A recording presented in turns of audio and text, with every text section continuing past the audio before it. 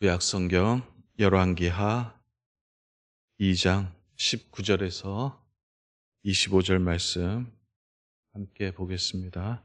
우리 19절부터 같이 읽도록 하겠습니다. 그 성읍 사람들이 엘리사에게 말하되 우리 주인께서 보시는 바와 같이 이 성읍의 위치는 좋으나 물이 나쁨으로 토산이 익지 못하고 떨어지나이다.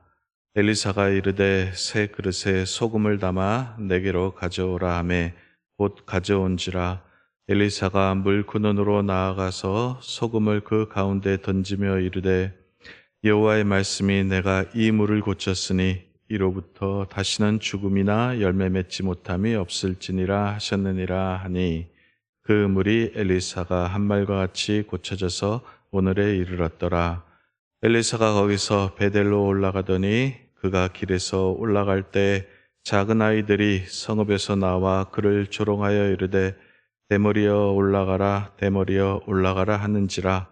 엘리사가 뒤로 돌이켜 그들을 보고 여호와의 이름으로 저주하매 곧 수풀에서 앙콤 둘이 나와서 아이들 중에 42명을 찢었더라. 엘리사가 거기서부터 갈멜산으로 가고 거기서 사마리아로 돌아왔더라. 아멘. 열왕기하 2장은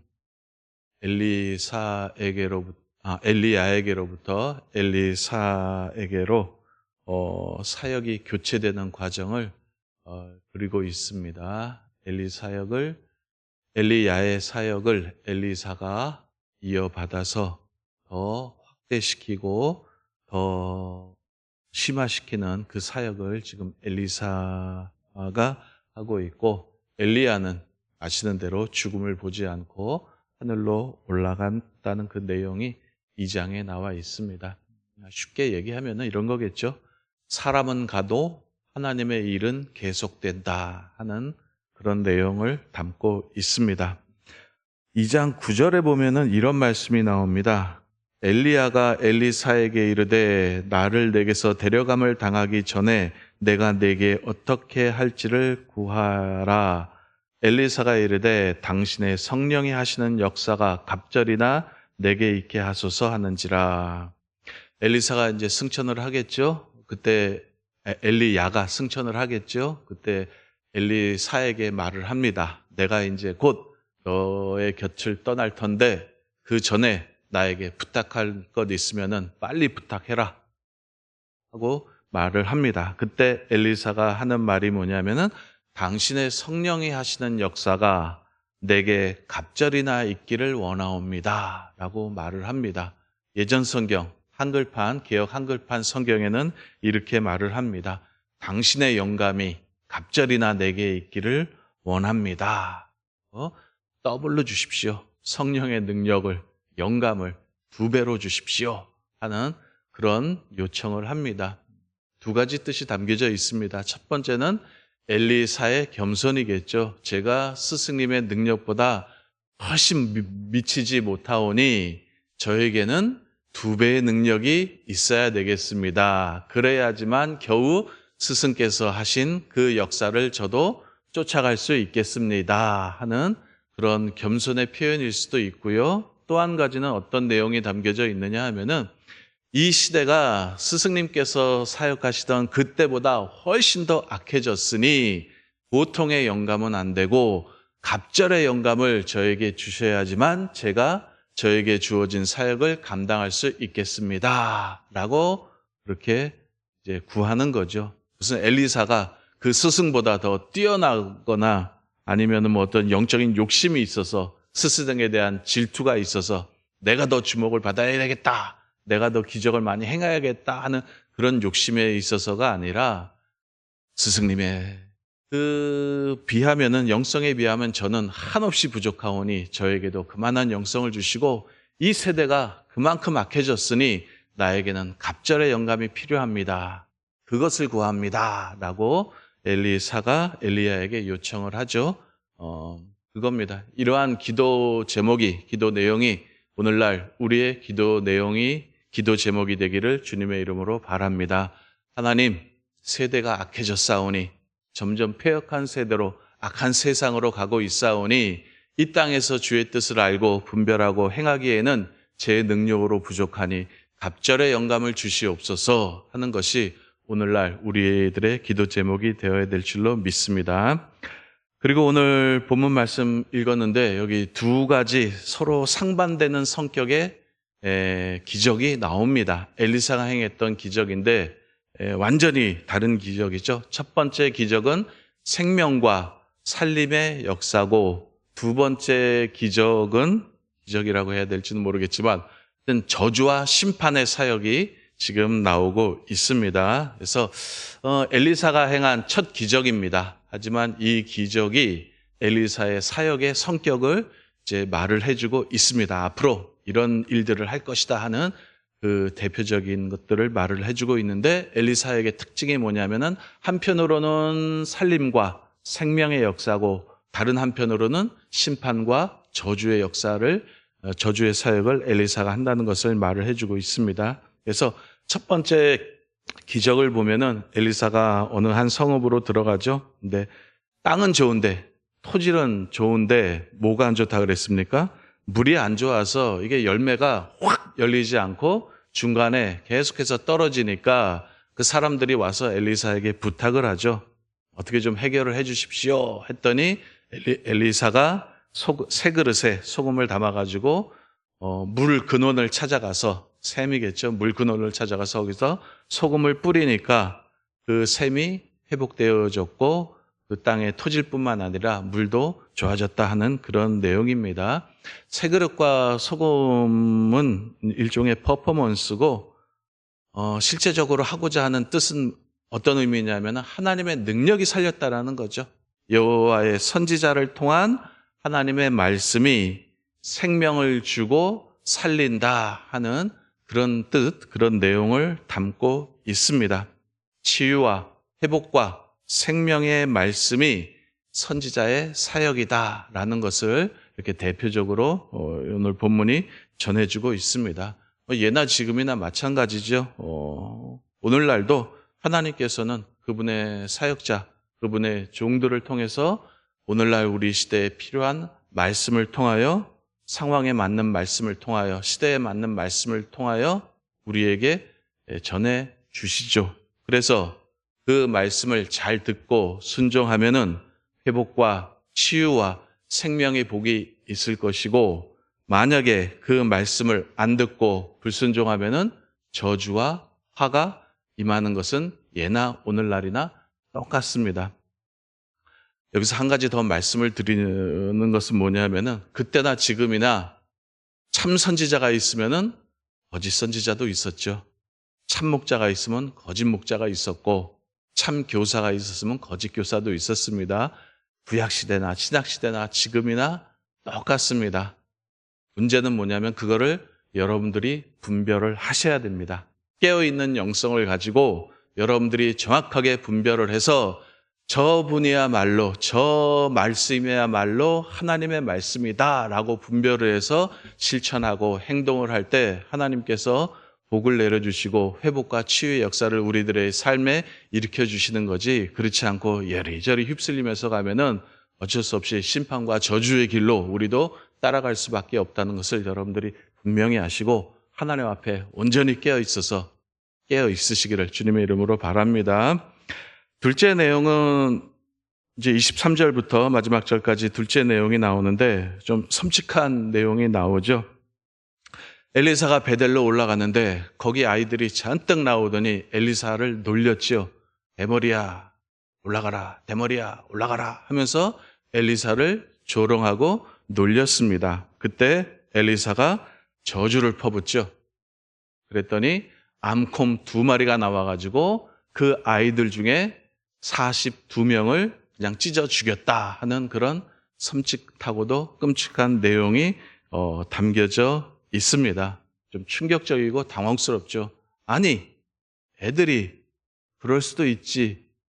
근데 뭘 이런 걸 가지고 이렇게 엄청난 일들을 일어나느냐, 너무 잔인한 것 아니냐라고 생각하실 수 있는데 그렇게 단순하게 생각을 하시면은 안 됩니다. 한번 우리 이렇게 생각을 해보죠. 교회에서 교회에서 에이 우리 목사님 대머리래요. 우리 목사님 이상하대요. 돌았대요. 정신 이상하대요. 그러면은 보통 부모들이 어떻게 하죠? 그렇죠. 주의를 주잖아요. 그죠? 애들이니까 그럴 수 있다고 치더라도 일로 와봐. 너 그러면 안 돼. 목사님한테 그러면 안 돼. 예? 죄송하다고 사과해. 이렇게 해서 이제 교정을 시켜주잖아요. 예의를 가리키고 존중을 가르쳐 주잖아요. 그리고 이게 정상이잖아요. 그죠? 이렇게 하셔야 되는데 지금 42명이나 더 되는 애들이에요. 42명이 죽은 애들이고 그 더 되는 더 많은 애들이 나와가지고 그 엘리사에게 에이 올라가라 대머리에 올라가라 하고 놀리고 조롱할 정도면은 그 도시의 영적인 상태가 아주 바닥이라는 거예요. 영적인 수준, 영적인 상태가 아주 땅에 떨어진 그런 천박하기 그지없는 그런 상황이라는 것입니다. 이 애들이 이런 것들을 어디서 배웠을까요? 당연히 어른에게서 배웠겠죠. 그죠? 어른들이 선지자를 하나님의 종을 무시하고 우습게 하니까 누구도 그런 거예요? 애들도 그런 거예요. 애들도 같이 조롱하고 우습게 알고 결과적으로는 어떻게 되는 거예요? 애들도 멸망의 길을 가게 된 거죠. 그 이야기를 지금 하고 있는 겁니다. 그래서 여러분들이 조심해야 될 것이 뭐냐면은 아이들 앞에서 목회자 욕이나 흉을 보셔서는 안 된다라는 거예요. 어른들이야 뭐 나름대로의 판단이 있겠지만 아직도 분별력이 없는 애들 앞에서 함부로 목회자 흉이나 욕이나 그런 것들을 하지 마시기를 바랍니다. 왜냐하면은 걔네들 마음속에 왜곡된 목회자에 대한 하나님에 대한 교회에 대한 왜곡된 그런 그림이 그려져요. 왜곡된 상이 생겨요. 그게 언제까지 가요? 평생을 갑니다. 평생을 가기 때문에 자라나는 애들, 막 머리 깨고 하는 애들한테 하는 말들, 하는 행동들, 그거에 대해서는 여러분들이 각별히 주의하시고 조심해 주시기를 바랍니다. 사실 애들의 문제는요, 궁극적으로 따지면은 어른의 문제입니다. 제가 아동시설에 있지 않습니까? 아동시설에서 일을 하는데 애들 보면은 문제적 속성들이 다 드러납니다. 이제 신체적으로도 드러나고 정신적으로도 드러나는데 뭐 대표적인 것이 이거예요. 아기 때 엄마가 아이 눈을 맞춰야 되잖아요. 눈을 맞추고 그리고 얘기를 많이 해줘야지만 되는데 이 아이들은 그냥 방임을 해버린 거예요. 엄마가 눈을 안 맞춰줬어요. 그러면 애들이 초점을 잃어요. 눈에 애들 보면은 눈동자가 정확하게 가운데 딱 해서 초점이 있어야 되는데 없는 애들이 있어요. 그리고 대부분 보면은 말을 제때 못해요. 왜냐하면은 엄마가 말을 안 시켰거든요. 그냥 팍 내버려주고 그리고 잘하지 못해 영양실조가 있어가지고 그리고 지능도 또래 애들보다 이렇게 떨어집니다. 그때 그 나이 때 받아야 되는 애정과 사랑을 받아야 되는데 그때 부모에 의해서 무관심, 폭행, 방임 이런 것들이 문제가 되니까 나중에 자라면서 이런 것들이 다 이제 문제가 되는 거예요. 그래서 근본적으로 들어가면은 애들의 문제라기보다는 누구의 문제라고요? 부모의 문제가 되는 거예요. 그래서 저희 쪽에서는 이렇게 말해요. 지금 다음 세대가 문제가 아니다. 다음 세대가 문제가 아니라 이번 세대를 교육을 시켜야 된다. 이번 세대가 정신이 제대로 바뀌고 이번 세대를 제대로 교육을 시켜야지 다음 세대가 잘 되는 거지 그저 다음 세대만의 문제는 아니다. 라고 그렇게 저희 쪽에서는 이야기를 합니다. 사실 그래요. 저도 뭐 요즘 애들 학교 다니면서 이제 버릇없는 애들도 많잖아요. 그죠? 버릇 애들도 많고. 왜 그럴까요? 그렇게 가르쳤겠죠. 그죠? 부모들이 그렇게 가르친 거예요. 저 학교 다닐 때만 해도 그랬습니다. 선생님한테 혼나고 오잖아요. 혼나고 집에 오면은 집에서 한 번 더 혼납니다. 그래서 어린 마음에 선생님한테 혼났으니까 이제 호소할 때가 있어야 되질 것 아니까 그래서 엄마한테 가서 얘기를 하죠. 부모님한테 얘기, 나 혼났어. 그러면은 더 혼나죠. 야, 선생님이 괜히 혼냈겠냐? 네가 뭔가 잘못했으니까 혼냈겠지? 하면서 한 번 더 혼납니다. 그리고 선생님에 대해서 안 좋은 말을 하면은 너 어디서 그따위 소리를 하냐고 어디서 그렇게 배웠냐고 하면서 한 번 더 혼나죠. 부모님들도 선생님에 대해서 깍듯했고요. 근데 요즘은 어떻죠? 요즘은 안 그렇죠. 애들이 혼나고 오면은 바로 전화하든지 아니면 쫄래쫄래 쫓아가서 우리 애가 뭘 잘못했다고 그러느냐? 왜 애를 기를 죽이고 자존감이죠. 자존감 떨어지게 하느냐고 막 뭐라고 한다고 합니다. 교권이 바닥에 떨어지잖아요. 그죠? 근데 그게 결국은 누구에게 돌아올까요? 나에게 돌아오는 거예요. 부메랑이 되어서 나에게 돌아옵니다. 선생님의 권위를 인정하지 않는 애들이 부모의 권위를 인정을 할까요? 부모를 대접을 할까요? 그렇지 않습니다. 그죠?